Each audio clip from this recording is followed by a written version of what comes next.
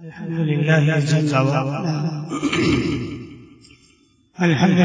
جل وعلا وصلى الله وسلم على رسوله المصطفى ونبيه المجتبى وأمينه على وحي السماء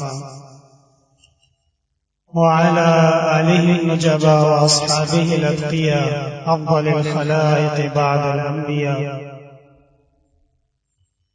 ومن بهديهم اقتدى وبآثارهم اقتفى من المفسرين والمحدثين والفقهاء إلى يوم الجزاء.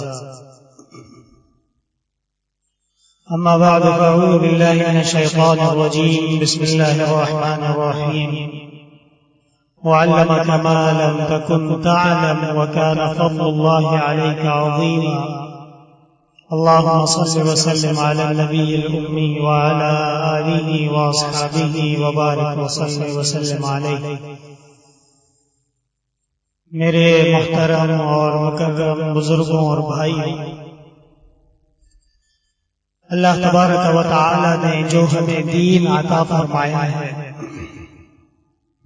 دین اسلام جسے کہتے ہیں، اور قرآن کریم نے خود اس دین کو دین اسلام کہا ہے. ان الدین عند اللہ الاسلام. اور پھر فرمایا ومن یبتغ غیر الاسلام دینا فلن یقبل منہ. صرف اور صرف اسلام ہی اب دین ہے، اس کے علاوہ جتنے بھی دین ہیں وہ اب ناقابل قبول ہیں، اب وہ انویلڈ ہیں، کام کے نہیں. تو سوال یہ پیدا ہوتا ہے کہ دین کیا چیز ہے، دین کسے کہتے ہیں،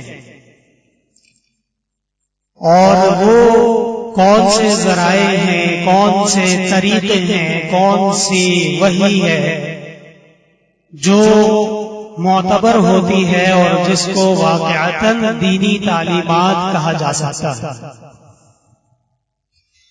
یہ بات تمام اہل اسلام جانتے ہیں کہ اس روئے زمین پہ جو اول انسان ہے حضرت آدم علیہ السلام، ان سے قبل انسانیت کا وجود یا ثبوت روئے زمین پہ دنیا میں ثابت نہیں ہے. اور حضرت آدم علیہ السلام کے بعد جس طرح وہ اول انسان، اول پیغمبر، اول نبی ہیں، جناب نبی کریم صلی اللہ علیہ وسلم وہ آخری نبی ہیں، خاتم النبیین ہیں، اور اللہ تبارک و تعالی نے نبوت کا باب پیغمبر صلی اللہ علیہ وسلم پر مکمل فرما دیا.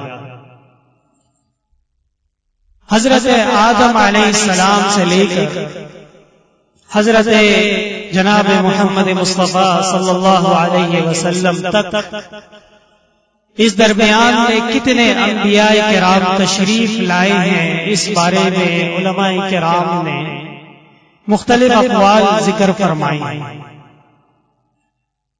علامہ قرطبی رحمۃ اللہ علیہ جو تفسیر میں بہت بڑا مقام رکھتے ہیں، اور ان کی تفسیر قرطبی وہ تمام اہل علم میں مقبول ہے،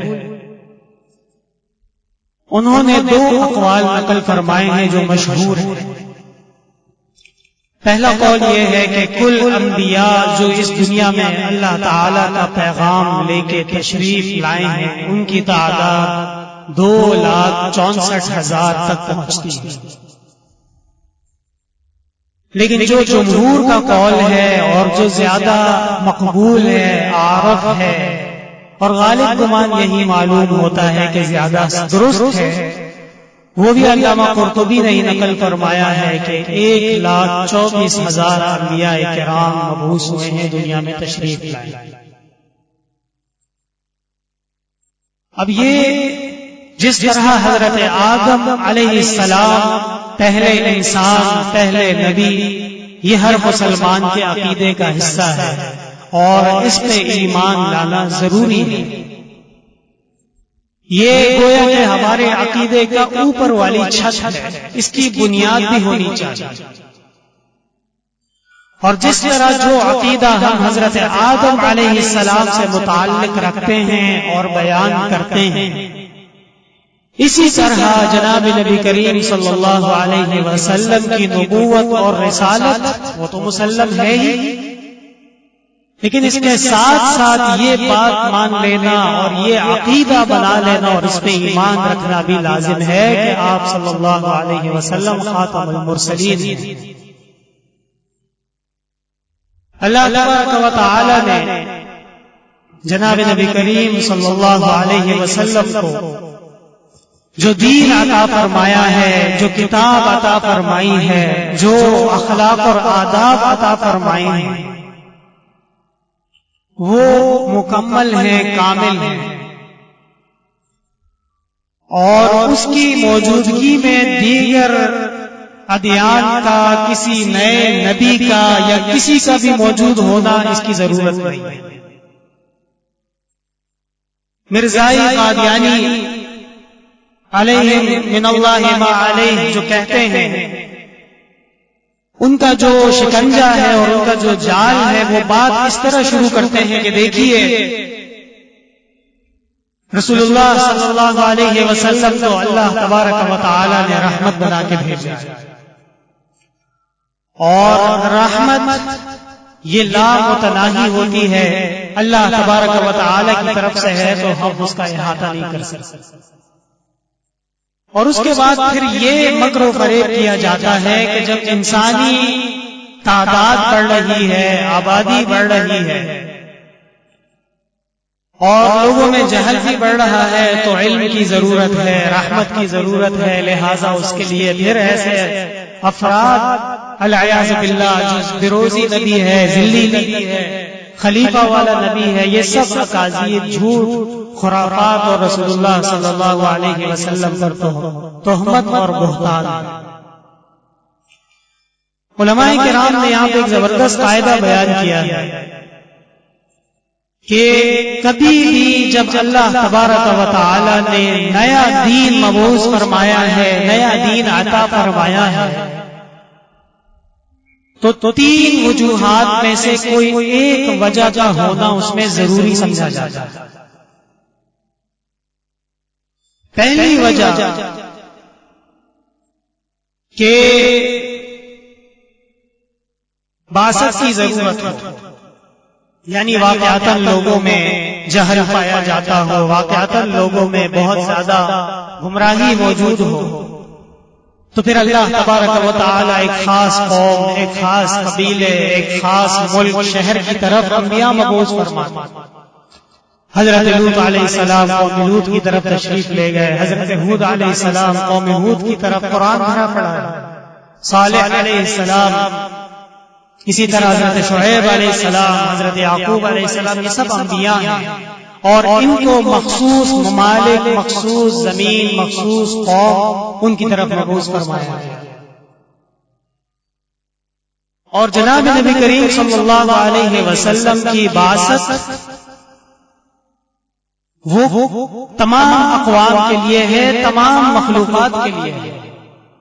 جو نبی مبعوث ہو رہا ہے اور جس نبی نے یہ کتاب قرآن ہم تک پہنچائی ہے، اللہ تعالیٰ کی امانت، اسی پیغمبر نے یہ فرما دیا کہ میں کسی خاص امت یا کسی خاص قوم، کسی خاص قبیلے کی طرف نہیں آیا۔ وَمَا أَرْسَلْنَاكَ إِلَّا كَافَّةً لِلنَّاسِ بَشِيرًا وَنَذِيرًا، اے ہمارے پیغمبر ہم نے آپ کو کافہ، کافہ کا اردو میں ترجمہ ہوتا ہے پورا کا پورا، سارے کے سارے، سب سے سب۔ اسی طرح اگر خدا نہ خواستہ اگر اس دین میں کوئی کمی کوتاہی واقع ہو جائے، لوگوں نے تعلیمات بدل لی، اللہ تعالیٰ نے جو حکم دیا تھا اس میں قائم نہیں رہے، کسی اور طرف چل پڑے اور اسے دین قرار دینے لگے، یہاں پھر ضرورت ہوتی ہے نبوت کی اور رسالت کی، ہدایت کی، اور ایسا ہو چکا ہے۔ یا بنی اسرائیل انی رسول اللہ الیکم مصدقا لما بین یدی من التوراۃ، حضرت عیسیٰ مسیح علیہ السلام جب مبعوث ہوئے انہوں نے اعلان فرمایا کہ میں اللہ کا رسول ہوں تمہارے لیے، مصدقا سچا، ومبشرا برسول یاتی من بعد اسمہ احمد، اور اب آگے نبی آخر الزمان صلی اللہ علیہ وسلم تشریف لا رہے ہیں ان کی تیاری، ان کی خبر، اور اس کے علاوہ تم نے دین میں جو اپنی طرف سے کمی زیادتیاں کی ہیں اس کو پورا کرنے آیا. اور ہمارا دین الیوم اکملت لکم دینکم واتممت علیکم نعمتی ورضیت لکم الاسلام دینا. اللہ تبارک و تعالی نے فرمایا یہ دین کامل ہے، اس میں اب مزید رد و بدل کی، ایڈیشن کی، کمی زیادتی کی کوئی ضرورت نہیں. افتؤمنون ببعض الكتاب وتكفرون ببعض فما جزاء من يفعل ذلك منكم الا خزي في الحیاة الدنیا. بنی اسرائیل جو پہلے بڑے مہذب تھے اور اللہ تبارک و تعالی نے ان کو انبیاء کی اولاد کے طور پہ یاد فرمایا ہے. یا بنی اسرائیل اذکروا نعمتی التی انعمت علیکم، 3 دفعہ فرمایا ہے اے بنی اسرائیل تم پہ میں نے بہت بڑی نعمتیں کی ہیں، ان کو یاد کرو اور اللہ کی طرف تقوی اختیار کرو. لیکن جو ان میں شرارت تھی، جو ان میں خرابیاں تھیں، قرآن نے خود اس کا ذکر کر دیا. فتؤمنون ببعض الکتاب وتکفرون ببعض. آدھی کتاب پہ ایمان لاتے ہو، آدھی کتاب پہ ایمان نہیں لاتے. یہ کون سا اسلام ہے؟ یہ کون سا دین؟ تو وہ لوگ جو آج یہ کہتے ہیں کہ العیاذ باللہ نقل کفر کفر نباشر، کہ فلاں پیغمبر ہے، فلاں نبی ہے، فلاں یہ ہے وہ ہے، اور پھر اسی قرآن اور اسی احادیث کا ذکر کرتے ہیں. افتؤمنون ببعض الکتاب وتکفرون ببعض کے مرتکب ہیں. بھئی جس رسول اللہ صلی اللہ علیہ وسلم سے تم محبت کا دعویٰ کر رہے ہو اور جس پیغمبر صلی اللہ علیہ وسلم کی تم نبوت کو آگے بڑھانے کی بات کر رہے ہو، اس کی خاتم النبیین والی بات تم مانتے ہی نہیں. اور یہ علماء کرام کا متفق فیصلہ ہے کہ دین کے ارکان، دین کے جو بنیادی اصول ہیں، اگر مثلا ایک مسلمان العیاذ باللہ یہ کہہ دے کہ میں من الجنۃ والناس اس آیت کو نہیں مانتا، وہ کافر ہے، اس کا ایمان نامکمل. آیت من آیات اللہ محدث العصر استاد و اساتذتنا و شیخ مشایخنا حضرت مولانا انور شاہ کشمیری رحمۃ اللہ علیہ، انہوں نے اس موضوع پہ بہت زیادہ تحقیق فرمائی ہے اور باقاعدہ اپنی زندگی کا ایک مقصد بنایا ہے اور مختلف کتابیں لکھی ہیں حضرت عیسیٰ علیہ السلام کے نزول پر، اس کے بعد کے احوال پہ، ان کی نزول کی کیفیت پہ. اور وہ جو مشہور مقدمہ بھاولپور جسے کہتے ہیں کہ بھاولپور میں ایک شادی ہوئی تھی مسلمانوں اور مرزائیوں کے درمیان، اور وہ معاملہ پھر عدالت تک پہنچا، اور ایک وقت ایسا آیا کہ بظاہر لگ رہا تھا کہ مسلمانوں کے دلائل کمزور ہیں. حضرت مولانا انور شاہ کشمیری رحمۃ اللہ علیہ خود عدالت تشریف لے گئے اور وہاں جج کے سامنے یہ ثابت کر کے دکھایا کہ مرزائی جھوٹا ہے اور کافر ہے. آج الحمدللہ ہمارے برطانیہ کے بہت بہترین عالم حضرت مولانا سہیل بابا مقدس اللہ العالی، انہوں نے بھی مجھے ایک نسخہ بھیجا مقدمہ بھاولپور کے نام سے. کتاب منظر عام پہ آ رہی ہے، اور یہ کتاب اصولاً پاکستان کا جو قانون ہے، دستور ہے، جو کچھ ہوا ہے وہ سب اس بنیاد پہ. اصل چیز یہ وہی ہے مقدمہ بھاولپور. حضرت مولانا احمد رضا بجنوری رحمۃ اللہ علیہ اور دیگر علماء نے انوار انوری، تقدس انور، الانور، حضرت مولانا انور شاہ کشمیری رحمۃ اللہ علیہ کے احوال اور سوانح میں اس کا پورا تفصیل سے ذکر فرمایا. میرے محترم مسلمان بھائیوں کو جب موقع ملے، فرصت ہو تو ضرور اس سے اپنے آپ کو باخبر رکھیے. تو یہ ایک بات انتہائی اہم کہ قرآن کریم کا نزول رسول اللہ صلی اللہ علیہ وسلم پر ہوا ہے. قرآن کریم کا نزول یہ کوئی پہلی دفعہ نہیں ہے، اس سے قبل اللہ تبارک و تعالی نے لوح محفوظ سے آسمان دنیا پر اس کا نزول فرمایا ہے. انا انزلناہ فی لیلۃ القدر وما ادراک ما لیلۃ القدر. ان آیات کی تفصیل میں تمام صحابہ، فقہاء، مفسرین فرماتے ہیں کہ قرآن کا نزول ایک نزول ہے اور ایک تنزیل ہے. نزول کا مطلب فوراً اور تنزیل کا مطلب ٹھہر ٹھہر. كذلك لنثبت به فؤادك ورتلناه ترتيلا رسول اللہ صلی اللہ علیہ وسلم کے قلب اطہر کی مضبوطی اور آپ کے بلند حوصلوں کے قیام کے لیے قرآن کا نزول وقتاً فوقتاً ہوتا رہے گا. یہ قرآن خود کہہ رہا ہے. کیف تکفرون وانتم تتلی علیکم آیات اللہ وفیکم رسول. قرآن نے کہا کہ تم کفر کیسے کرو گے جبکہ تمہارے درمیان اللہ تبارک و تعالی کی آیات بھی پڑھی جا رہی ہیں اور تمہارے درمیان رسول بھی موجود ہیں. پتہ چلا کہ دو ایسے ذرائع ہیں، دو ایسے مینار ہیں اور نور و ہدایت کی روشنی کے.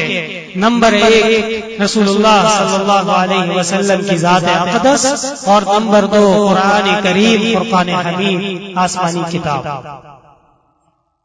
اللہ تبارک و تعالی نے جناب نبی کریم صلی اللہ علیہ وسلم پر یہ کتاب نازل فرمائی، لیکن رسول اللہ صلی اللہ علیہ وسلم کی عمر وہ محدود ہے. انک میت وانہم میتون ثم انکم یوم القیامۃ عند ربکم تنتشرون. تو بات اے رسول، آپ نے بھی اس دنیا سے تشریف لے جانا ہے اور یہ جو آپ کے علاوہ جتنے افراد ہیں انہوں نے بھی جانا ہے، اور آخرت میں پھر جو اٹھنا ہے وہ وہاں حساب کتاب اور سب کچھ ہوگا.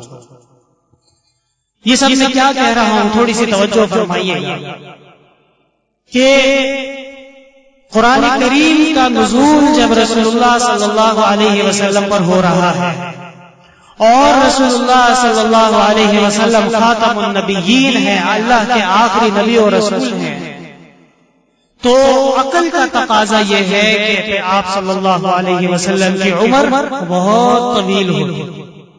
آخرت تک آنے والی انسانیت اور جنات اور اس کے علاوہ نہ جانے کون کون سے خلائق، وہ سب رسول اللہ صلی اللہ علیہ وسلم کی تعلیمات پر ایمان لانے والے ہیں، اس پہ عمل کرتے ہیں.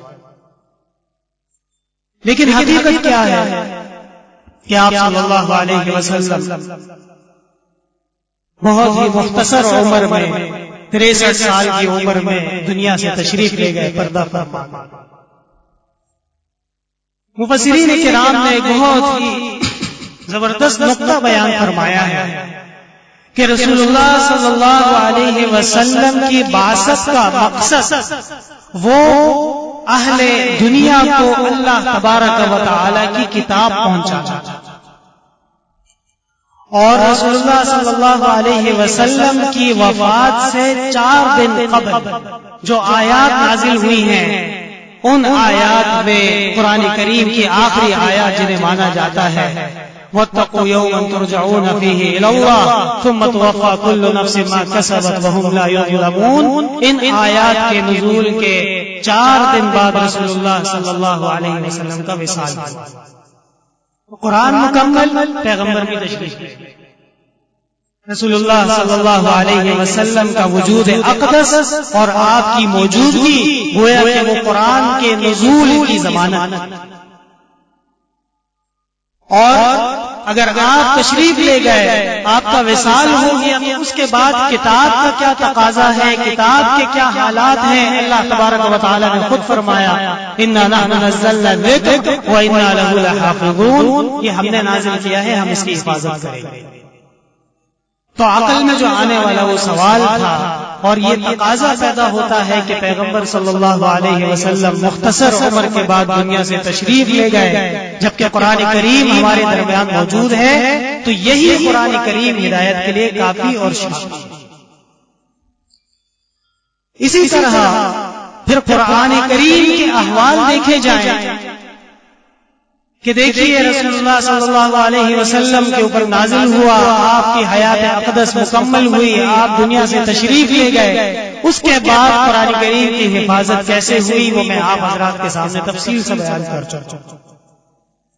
تو اللہ تبارک و تعالی نے جو آیات نازل فرمائی ہیں وہ ہماری آنکھوں کے سامنے سچ ہیں، وہ حق ہیں، اور ہم اس کا باقاعدہ مشاہدہ دیکھتے ہیں کہ آج بھی 1443 سال ہجری گزرنے کے بعد بھی ایک دنیا کا بہترین عالم اور ایک بڑا علامہ قرآن کی آیت غلط نہیں پڑھ سکتا، پڑھے گا تو چھوٹا 8 سال کا بچہ اس کی تصحیح کر سکتا ہے. وَرَفَعْنَا لَكَ ذِكْرَكَ، رسول اللہ صلی اللہ علیہ وسلم کا ذکر وہ کیا ہے؟ وہ قرآن کریم. انا نحن نزلنا الذکر وانا له لحافظون کے ذیل میں مفسرین نے اس بات کی خاص وضاحت کی ہے کہ قرآن کریم اور قرآن کریم سے متعلقہ علوم وہ سارے کے سارے اللہ تبارک و تعالی نے محفوظ فرمائے. حضرت معاذ بن جبل رضی اللہ تعالی عنہ جلیل القدر صحابی ہیں، فقیہ ہیں، قرآن کے قاری ہیں. اہل یمن نے کہا کہ ہمیں ایک ایسا صحابی، ایک ایسا استاد چاہیے جو ہماری تربیت کرے، ہمیں قرآن سکھائے، ہمیں دینی رہنمائی دے. آپ صلی اللہ علیہ وسلم نے معاذ بن جبل کو فرمایا کہ آپ یمن تشریف لے جائیے. اور جب وہاں تشریف لے جانے لگے، حضرت معاذ سے جب ملاقات ہو رہی ہے، یا معاذ بما تقضی، اے معاذ آپ فیصلہ کیسے کریں گے؟ قال بکتاب اللہ، اللہ کی کتاب سے. یقیناً اللہ کی کتاب ہمارے درمیان موجود ہے. کیف تکفرون وانتم تتلی علیکم آیات اللہ، اللہ کی آیات تم پہ پڑھی جا رہی ہے، تم کفر ہرگز نہیں کرو گے. فَإِن لَمْ تَجِدْ فِيهِ، آپ نے فرمایا اگر اس میں نہ ملے واضح احکام. دیکھیے اشارہ ہے اس میں، رسول اللہ صلی اللہ علیہ وسلم خود فرما رہے ہیں کہ ایسا موقع آ سکتا ہے کہ تمہیں واضح رہنمائی یا واضح جواب کسی سوال کا وہ قرآن کی آیات میں نہ ملے. فَبِمَا تَقْضِي، پھر کیسے کرو گے؟ کہنے لگے بسنت رسول ہی، اللہ کے رسول کی جو اقوال ہیں، افعال ہیں، ارشادات ہیں، جسے ہم حدیث کہتے ہیں، اس سے حل کریں گے. آپ صلی اللہ علیہ وسلم نے فرمایا فَإِن لَمْ تَجِدْ، اگر میرے اقوال اور ارشادات اور میری احادیث میں تمہیں نہ ملے. یہاں پہ بھی ایک خاص اشارہ ہے، مسلمان اور ہمارے بھائی اس میں غور فرمائیں. تو حضرت معاذ نے فرمایا اجتہد برأیی، پھر میں اجتہاد کروں. رسول اللہ صلی اللہ علیہ وسلم نے جو جواب دیا، الحمدللہ الذی وفق رسول رسولہ لما یحب ویرضی، تمام تعریفیں اس اللہ کے لیے جس نے اپنے رسول کے نمائندے کو اپنی رضا کی طرف رہنمائی عطا فرمائی. یہ نہیں فرمایا کہ یہ کیا چیز ہوتی ہے اور اجتہاد کی در سے نکل آیا. فرمایا الحمدللہ الذی وفق رسول رسولہ لما یحب ویرضی. تو گویا کہ حضرت معاذ نے جو جوابات دیے ہیں وہ سارا کا سارا قرآن کریم آیات میں واضح ظاہر، اگر الفاظ مل جاتے ہیں، جوابات مل جاتے ہیں، تو قرآن کی تعلیمات سے بڑھ کے اس کائنات میں کچھ نہیں. جناب نبی کریم صلی اللہ علیہ وسلم کی احادیث مبارکہ، آپ کے افعال اور آپ کی سیرت میں کوئی رہنمائی مل جائے تو سبحان اللہ، اس سے بڑی بات کیا ہو سکتی. لیکن اللہ تبارک و تعالی نے اس امت میں ایسے افراد پیدا فرمائے ہیں جو قرآن کے بھی حفاظ ہوتے ہیں، جو احادیث کو بھی جانتے ہیں، جو صحابہ کے ساتھ بھی اپنا رشتہ قائم رکھتے ہیں، اور پھر وہ تمام دینی مسائل میں اجتہاد فرماتے ہیں. اجتہاد کیا چیز ہے؟ میں انتہائی اختصار کے ساتھ میں آپ حضرات کے سامنے ایک قاعدہ رکھ رہا ہوں. بلاد عرب کے شیخ اور بلاد عرب کے انور شاہ حضرت والد صاحب رحمۃ اللہ علیہ فرماتے تھے، شیخ محمد زاہد الکوثری رحمۃ اللہ علیہ، جو سلطنت عثمانیہ میں ترکیہ کے مفتی اعظم بھی تھے اور قاہرہ میں بھی بہت بڑے مسند میں فائز رہے ہیں. انہوں نے کتاب لکھی ہے نیل الامانی فی سیرت محمد بن الحسن الشیبانی. حضرت امام محمد بن الحسن الشیبانی جو ہماری فقہ کے تیسرے بڑے امام اور اس فقہ کے مصنف مانے جاتے ہیں، ان کے احوال لکھے. حضرت امام محمد رحمۃ اللہ علیہ بڑے اچھے گھرانے سے تعلق رکھتے تھے اور معاشی طور پہ بھی مضبوط تھے. شوق پیدا ہوا کہ امام صاحب امام اعظم نعمان بن ثابت ابو حنیفہ رحمۃ اللہ علیہ کی خدمت میں جائے اور داخلہ لینے کے لیے تشریف لے گئے کہ آپ کی فقہ کی مجلس میں بھی پڑھنا چاہتا. امام محمد رحمۃ اللہ علیہ نے جب اپنی خواہش کا اظہار کیا مجلس میں شرکت کا، تو امام ابو حنیفہ رحمۃ اللہ علیہ نے پوچھا کہ تم قرآن کے حافظ ہو یا نہیں؟ کہنے لگے کہ نہیں، میں قرآن کا حافظ ہوں.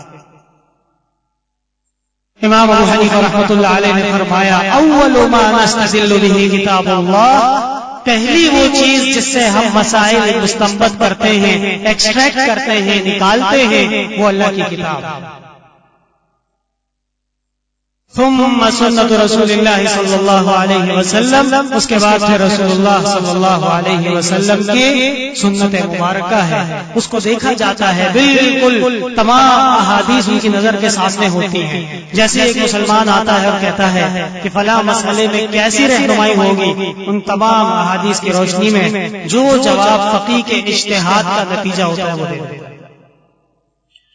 اور اس کے بعد امام ابو حنیفہ رحمۃ اللہ علیہ نے جو فرمایا ہے وہ تاریخی جملے ہیں اور ایک مرد مومن کے جملے ہیں۔ فرمایا اس کے بعد صحابہ کے جو فتاوی ہیں، اعمال ہیں، اس پہ ہم نظر ڈالتے ہیں، اور اس کے بعد نحن رجال وہم رجال، ہم بھی بندے ہیں وہ بھی بندے ہیں جو صحابہ کے بعد والے ہیں۔ اور فرمایا کہ نتخذ ما نشاء ونرد ما نشاء، جو ہمارے معیار پہ اترے گا اس کو لیں گے اور جو ہمارے معیار پہ نہیں اترے گا اس کو لوٹا دیں گے۔ کیونکہ امام ابو حنیفہ رحمۃ اللہ علیہ خود تابعی ہیں اور کم و بیش 10 صحابہ کے شاگرد رہے ہیں، ملاقات ہوئی ہے۔ عبداللہ بن جزع الحارثی رضی اللہ عنہ سے ملاقات مسند امام اعظم میں موجود ہے۔ تو میرے محترم بھائیوں، یہ جو قرآن کریم کی تعلیمات ہیں، اس میں تفسیر بھی شامل ہے، اس میں حدیث بھی شامل ہے، اس میں فقہ بھی شامل ہے، اس میں یہاں تک کہ نحو بھی شامل ہے، صرف بھی شامل ہے، اور عربیت سے متعلق معانی، بلاغت، شعر، نثر، اگر ایک مسلمان اس نیت سے پڑھے کہ مجھے قرآن اور حدیث کی عبارات سمجھ میں آنے لگی تو وہ بھی اس میں شامل ہے۔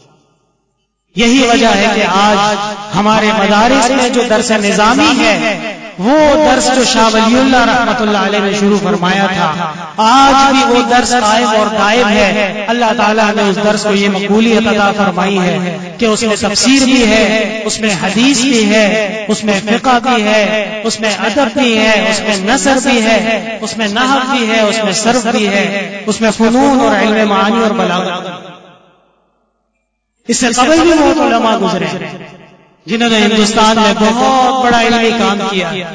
شیخ طاہر پٹنی رحمۃ اللہ علیہ اور شیخ عبدالحق محدث دہلوی رحمۃ اللہ علیہ، یہ سب علماء کرام ہیں۔ حضرت والد صاحب رحمۃ اللہ علیہ فرماتے تھے ان کے دروس آخر میں ختم ہو گئے، اور ایک اللہ تبارک و تعالی نے ایک ایسا ولی اللہ پیدا فرمایا اس سرزمین پہ کہ آج جہاں بھی آپ کو علوم کے دریا، علوم کے چشمے، مدارس، علماء، طلباء نظر آتے ہیں، حضرت شاہ ولی اللہ رحمۃ اللہ علیہ کے درس کی جو بنیاد تھی وہاں سے یہ سلسلہ چلا۔ حضرت شاہ ولی اللہ رحمۃ اللہ علیہ کے صاحبزادے حضرت شاہ عبدالعزیز محدث دہلوی رحمۃ اللہ علیہ جب وہ چھوٹے تھے اور ان کو کلاس میں استاد کے سامنے بٹھانے کے لیے لے جایا گیا، وہ جو مشہور شعر ہے، استاد سے پوچھا حضرت شاہ ولی اللہ رحمۃ اللہ علیہ نے کہ میرے بچے کو کیا سکھاؤ گے؟ تو انہوں نے کہا کہ میں ان کو علم اور اہل علم کی قدر سکھاؤں گا، باقی چیزیں سب خود سیکھ جائے گا۔ اور اس کے بعد پھر ایسا وقت آیا کہ شاہ عبدالعزیز محدث دہلوی کے درس کی وجہ سے دہلی کے راستے اور گلیاں بند ہو جاتی تھی۔ ایک وقت میں 18,000 شاگرد ان کے درس میں بیٹھے، اور شاہ عبدالعزیز محدث دہلوی رحمۃ اللہ علیہ کبھی کبھار جب جوش میں آتے تھے شعر پڑھتے تھے، روح پدرم شاد کے او گفتبا استاد، فرزند مرا عشق بیاموز دیگر ہے۔ میرے والد پہ اللہ تعالیٰ کی رحمتیں ہوں کہ انہوں نے میرے استاد سے یہ کہا کہ میرے بیٹے کو عشق سکھاؤ، باقی چیزیں چھوڑو۔ عشق کیا ہے؟ یہی عشق حقیقی ہے۔ اللہ کو پہچانیے، رسول اللہ صلی اللہ علیہ وسلم کی سنت کو اپنائیے اور شریعت کی تعلیمات کو اپنا لیجئے، تو بس یہ مکمل عشق ہو۔ اس کے بعد دنیا کی چیزیں وہ ایک مسلمان کے سامنے کوئی حیثیت نہیں رکھتی ہے جو۔ تو بہرحال یہ متفرقات آج بہت طویل ہو گئی، لیکن میں چاہتا تھا کہ ہمارے یہاں تشریف لانے والے طلباء اور ہمارے بھائی ان کو تھوڑا سا اس طرح بھی سیر کرائی جائے علوم تفسیر کی کہ یہ تفسیر کا پس منظر آج ہمارے درمیان تفسیر کا بول بالا، قرآن کریم کے تراجم، قرآن کریم کی مدارس، یہ سب ایک بہت بڑی جدوجہد کا نتیجہ ہے۔ ہمارے خطے میں ایک بہت بڑے عالم حضرت مولانا حسین علی رحمۃ اللہ علیہ پنجاب کے، وہ اس خطے میں بر صغیر پاک و ہند میں یا سب کانٹیننٹ میں تفسیر کے اصل اور بنیاد مانے جاتے ہیں۔ یہ جتنے بھی بڑے بڑے مفسرین ہمارے پاکستان اور ہندوستان میں گزرے ہیں، حضرت مولانا شیخ القرآن غلام اللہ خان رحمۃ اللہ علیہ، حضرت مولانا احمد علی لاہوری رحمۃ اللہ علیہ، شیخ القرآن حضرت مولانا طاہر بنشپیری رحمۃ اللہ علیہ، یہ سارے کے سارے حقیقت میں، اسی طرح حضرت مولانا سرفراز خان صفدر رحمۃ اللہ علیہ محقق العصر، یہ سب حضرت مولانا حسین علی رحمۃ اللہ علیہ کے شاگرد، اور حضرت مولانا سرفراز خان صفدر رحمۃ اللہ علیہ کے شاگرد پھر حضرت والد صاحب رحمۃ اللہ علیہ۔ تو یہ ایک سلسلہ ہے اور باقاعدہ یہ ایک علوم کا خزانہ ہے، اور اس میں اللہ تبارک و تعالی نے جو عظیم خزانے رکھے ہیں، حضرت والد صاحب رحمۃ اللہ علیہ خود فرماتے تھے کہ میں 40 سال سے بخاری پڑھا رہا ہوں، 40 سال سے میں ترمذی پڑھا رہا ہوں، لیکن قرآن کریم کی تفسیر جب میں پڑھانے لگتا ہوں تو اللہ تبارک و تعالی کی رحمتیں اپنی آنکھوں سے نازل ہوتے ہوئے دیکھتا ہوں۔ تو قرآن کریم کیف تکفرون وانتم تتلی علیکم آیات اللہ وفیکم رسول اللہ صلی اللہ علیہ وسلم تو تشریف لے گئے، آپ دنیا سے وصال فرما گئے، اور قرآن کریم تو ہمارے درمیان موجود ہے، اور اللہ تبارک و تعالی مسلمانوں کو کہتے ہیں کہ تمہارے درمیان یہ قرآن موجود ہے تو کفر سے تم دور رہو گے، اس کو مضبوطی سے پکڑو۔ رسول اللہ صلی اللہ علیہ وسلم پہ جو وحی کا نزول ہوا ہے، میں مختصر بات کر کے انشاءاللہ بات ختم کر رہا ہوں، اس وحی کا مقصد کیا ہے یہ جاننا ضروری ہے، یا بالفاظ دیگر آسان الفاظ میں آپ کہہ لیجئے کہ وحی کے کارنامہ کیا ہے۔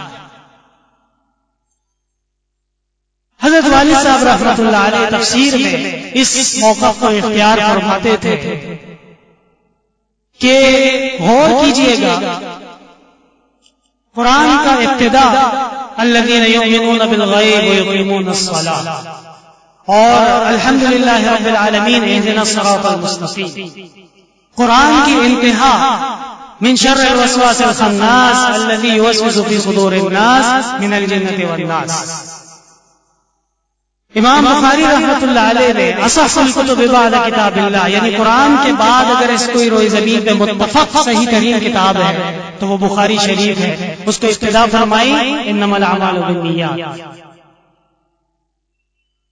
تو قرآن کریم کا نزول اور وحی کا نزول، اس کا مقصد اعظم وہ انسان کی نیت کو درست کرنا۔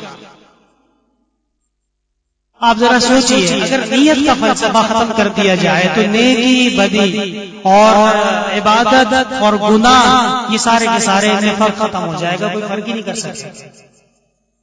لیکن اللہ تبارک و تعالی نے جناب نبی کریم صلی اللہ علیہ وسلم کو جو وحی عطا فرمائی ہے، اس وحی کے بعد لوگوں کی نیتیں درست کرنا یہ اسلام کا اہم ترین مقصد ہے، اور آپ صلی اللہ علیہ وسلم نے پھر خود فرما دیا انما الاعمال بالنیات وانما لامرئ ما نوى فمن كانت هجرته الى الله ورسوله فهجرته الى الله ورسوله، جو اللہ اور اس کے رسول کے لیے ہجرت کرے یا کوئی کام کرے تو واقعتاً وہ اللہ اور اس کے رسول کے لیے ہے، مقبول ہے۔ ومن كانت هجرته الى دنيا او امرأة يصيبها فهجرته الى ما هاجر اليه، اور اگر کوئی ہجرت کرے کہ دنیا پائے یا اگر کوئی ہجرت کرے کہ کسی سے شادی ہو تو یہ ہجرت خصوصی چیزوں کے لیے ہے، دین کے لیے نہیں۔ کیا فرق ہے دونوں اعمال میں؟ نیت کا فرق ہے۔ اور رسول اللہ صلی اللہ علیہ وسلم کی خود، کیونکہ نیت وہ اس کی بنیاد بنتی ہے ہمت کے اوپر، عزم کے اوپر، انسان کے ارادے کے۔ وَقَدْ مَكَرُوا مَكْرَهُمْ وَعِندَ اللَّهِ مَكْرُهُمْ، یہ مسلسل سازشوں میں مصروف ہیں، اللہ تبارک و تعالی ان کی سازشوں کو بیکار بنا رہے ہیں۔ وَإِنْ كَانَ مَكْرُهُمْ لِتَزُولَ مِنْهُ الْجِبَالُ، اور اگر یہ سازشیں کسی پہاڑ کے بارے میں ہوتی تو وہ پہاڑ جگہ چھوڑ کے چلا جاتا۔ رسول اللہ صلی اللہ علیہ وسلم کی ہمت اس کائنات میں سب سے اعلیٰ ہمت ہے، رسول اللہ صلی اللہ علیہ وسلم کا عزم، آپ کا ارادہ، وہ اس کائنات میں سب سے اعلیٰ اور بلند ترین عزم ہے، اس لیے کہ امت کو سکھایا جائے کہ یہ تمہارا رول ماڈل ہے اور اس کے مطابق تمہیں چلنا، بشرط یہ کہ مسلمان اپنی نیت کو درست کر لے، مسلمان اپنے عزم کو درست کر لے، اور مسلمان وہ اپنے قبلے کو درست کر لے، تو انشاءاللہ تعالی اس کا عزم، اس کا ارادہ، اس کی نیت، وہ آج بھی وہ دن، وہ چیزیں ہم نے آنکھوں سے دیکھی ہیں کہ دیکھنے میں بڑی مشکلات ہوتی ہیں، شکست سامنے ہوتی ہے، قتل و قتال ہوتا ہے، ہمارے شہر کے باسی سب جانتے ہیں، میں بار بار ذکر نہیں کرتا، نہ علماء کم ہوئے، نہ طلباء کم ہوئے، نہ اللہ والے کم ہوئے، پہلے سے زیادہ ہوئے۔ یہ سب کیا ہے؟ یہ قرآن کریم کی تعلیمات کا اثر ہے۔ رسول اللہ صلی اللہ علیہ وسلم ایک قدم پیچھے نہیں ہٹے، اور آپ نے دین کے کسی قسم کا کوئی سمجھوتا نہیں کیا۔ قل یا ایھا الکافرون لا اعبد ما تعبدون، یہ تم کیا بار بار بولتے ہو کہ میرے دین پہ، ہمارے دین میں آ جاؤ، کیسے آ جاؤ؟ ولا انتم عابدون ما اعبد، جب تک تمہارے بارے میں ہدایت کا فیصلہ نہیں ہوا تم بھی اس طرف نہیں۔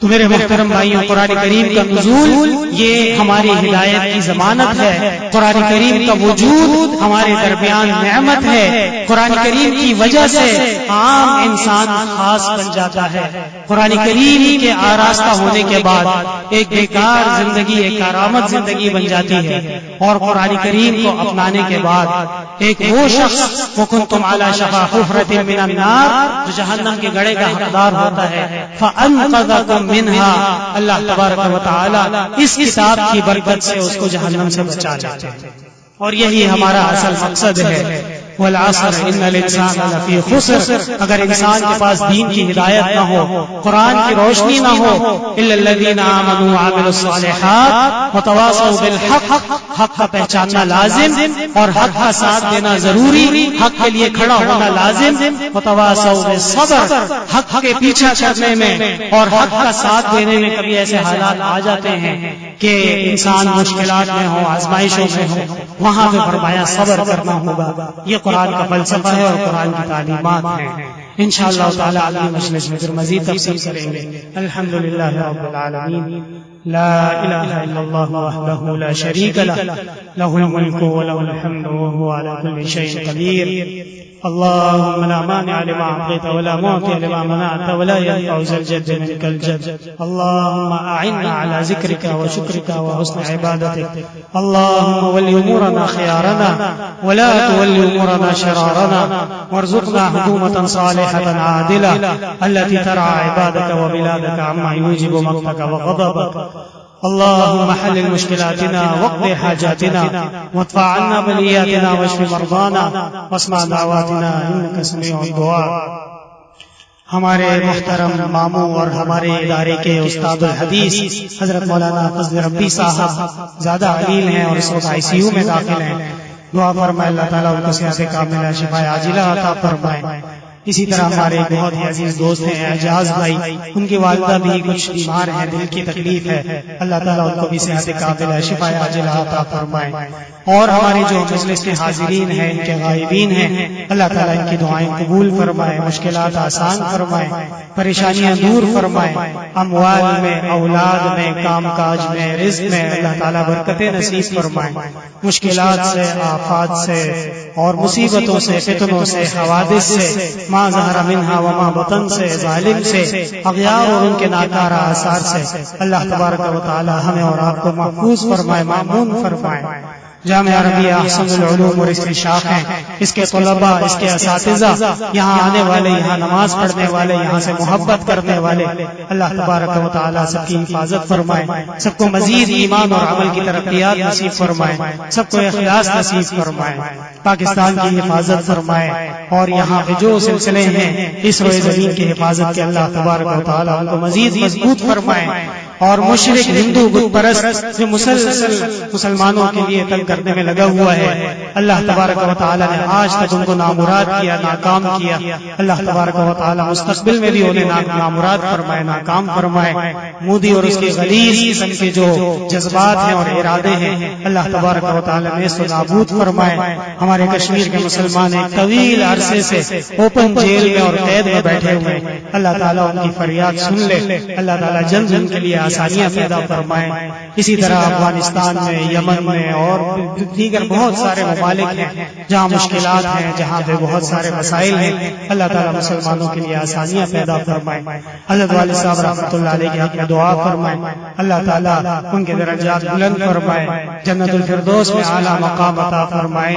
یہ عظیم جو قرآن و سنت کے چشمے پورے شہر میں، پورے ملک میں، پوری دنیا میں قائم ہیں، اللہ تعالیٰ ہر قدم میں ان کا اجر اور ثواب شامل حال فرمائے. میری والدہ محترمہ اکثر علیل رہتی ہیں، دعا فرمائے اللہ تعالیٰ ان کا سایہ محترمہ پہ سلامت رکھے. اور اسی طرح جتنے بھی ہمارے دوست و احباب ہیں جنہوں نے دعاؤں کا کہا ہے، اللہ تعالیٰ ان کے لیے آسانیاں فرمائے، دعائیں قبول فرمائے. ربنا تقبل منا انك انت السميع العليم وتب علينا انك انت التواب الرحيم فالله خير حافظا وهو ارحم الراحمين ما شاء الله لا قوة الا بالله سبحان ربك رب العزة عما يصفون وسلام على المرسلين والحمد لله رب العالمين وصلى الله